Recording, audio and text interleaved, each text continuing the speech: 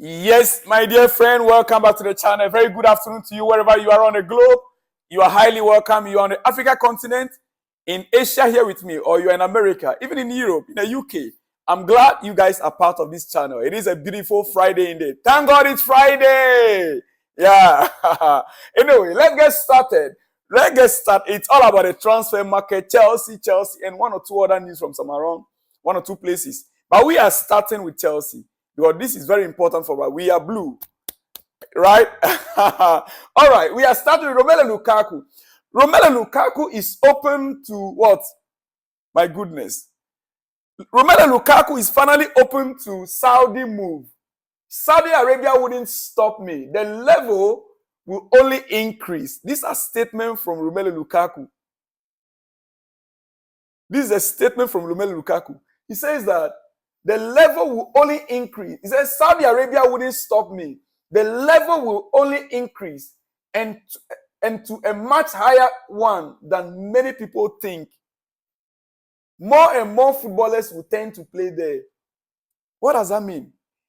Is he receiving some offers from Saudi Arabia? Most probably. From this statement, looks like he's heading towards the Saudis. That will help Chelsea. The 38 million pounds into our books, dear friend. Oh, the infrastructure still needs to be improved, but all major European top clubs know that Saudi Arabia is coming. This is from Romelu Lukaku speaking about Saudi football. My goodness. You already see that in a boxing, golf, Formula One. I'm going to decide my future. I'm in control of my situation. I am going to decide my future. I am in control of my situation. This is coming from Romelu Lukaku. Are we going to see Romelu Lukaku play in the Saudi Pro League next season? Very possible. From the way he sounds, from the way he is speaking. And it will help Chelsea. At least finally, we can get Romelu Lukaku out of our account books. Finally. Yes, dear friend, before I continue with more Chelsea news, quickly. Premier League has failed in a bid to close loophole, letting clubs use profit from sale of properties, such as hotels, training grounds, and other tangible assets in the FFP submission. Meaning that the Premier League tried, just as Chelsea sold 2 hotels and sold a car park at Stamford Bridge in order to balance our books to avoid the FFP rules or the PSR rules, the Premier League tried. They tried to close those loopholes, but they were not successful. They tried to close the loopholes, but they weren't successful. So if they had been successful, it would have affected our account books going into next season. That would have even meant that this June that we are supposed to sell some players in order to balance the books, which of course Chelsea still has some balance, Yeah. But thank God they were unsuccessful. So Premier League has failed in a bid to close loophole, letting clubs use profit from sale of hotels, training grounds, other tangible assets in the FFP submission, according to David Ornstein. All right, let's get to the main issue of the day, dear friend. This very afternoon, yesterday I spoke at length about a striker by name Benjamin Sesko. And many of you felt that, yes, he could be a good, But there's something. I tried to analyze him carefully. I tried to compare him to Nicholas Jackson. To you guys, you saw it, I think that yesterday or the day before yesterday. And I made it very clear. The difference between him and Nicholas Jackson last season is not much. Meanwhile, he has been playing in that league for about 2 years. Jackson came to the Premier League only his first season. Jackson scored 17 goals. He scored 18 goals. And there's no guarantee that when he comes to the Premier League, he can hit the ground running. There's no guarantee. If you watch all the statistics, they are almost similar. Only 1 or 2 differences. Now, comparing him again, Sesko again, to another striker that Chelsea is interested in from Manchester City, Julian Alvarez.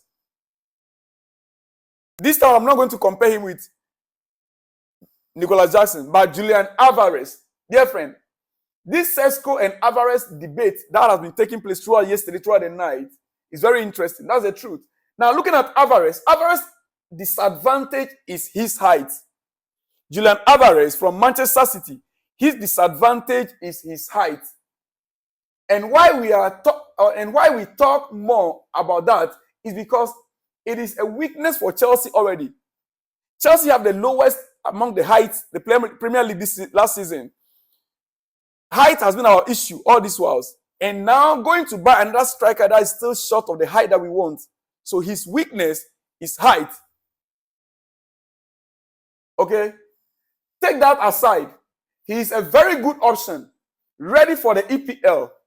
He is a very good option, ready for the Premier League, because he has already played in the Premier League with Manchester City. So he's ready for the Premier League, yes. That is a positive on his side. Since he's been playing in England for about 2 years now, he's fit into Maresca's system. That is 2 key points. He fit into Maresca's system very well. Very, very well. Now, but again, with Sesko, make no mistake, his conversion rate is very high. His conversion rate is very high. He is a fine striker who strikes the ball very well and knows how to utilize space with his height. Sesko knows how to utilize space with his height. Get it from me. Whilst Alvarez's disadvantage is height, he doesn't have the height. Sesko got a height and he knows how to utilize space with his height. Dear friend. All right, let's move on. His ball playing ability is not bad also. His ball playing ability is not bad, but not compared to Julian Alvarez, right? He could as well drop to play with his teammate for effective build-up. This is where he is now comparable to Jackson. Jackson can drop deep and play the ball, get the ball from midfield with his teammates. Now, Sesko can equally do so. He can drop deep, get the ball from midfield and play the ball with his teammates and attack together. Whilst Alvarez is not so. Okay? He can accommodate another striker, yet still play excellently. He's a huge talent to overlook. His area strength is the weakness of Chelsea up front. His area strength, that means that because of his height, he has the area strength. That is Chelsea's weaknesses throughout last season. We don't have the men that have the height. But Sesko has a height. You see one advantage that Haaland has. Very tall. If you stand by him, then you know that Erling Haaland is very, very tall. All right? Take the sentiment that Alvarez is similar to Christopher Nkunku and Nicholas Jackson aside, which is not totally false. Sesko will be a great weapon for this Chelsea squad because of his height and his area control. Yes. Yes. Sesko will be a great weapon for this Chelsea squad with Palmer, with Cole Palmer, and incoming Olise behind, around him. Cole Palmer and Olise behind and around him. Sesko will be very, very good, addition if Chelsea is to get him. That is my opinion. Please don't get me wrong. It is my opinion. Yes. Only the time he will need to settle down will be the question. The time he will need to settle down will be questionable because he's coming from outside the Premier League. The time he will need to settle down in the league, that is the only challenge that Chelsea will face. Dear friend, this is my personal opinion, my personal take on the striker options that we are looking at right now. And dear friend, before I let you go, this is not to say that this man you can see on your screen, Alvarez, is a bad striker. No. We are only analyzing their strength and their weaknesses and how they fit in perfectly. So don't get me wrong. Don't get me wrong. Yes. It's something which we love to be doing. And as you follow us, I would like you to share the video. Click on that like button. Share it. Continue to share. Click on that as many times you want to hear. Let me hear from in the comments section. What do you think also? What do you think? And hey, if you are new here, please subscribe to the channel and on the notification bell so that in case of any exclusives like this one, you will first be notified, dear friend. Well, I'll see you in the next one when you see me. Shalom and peace.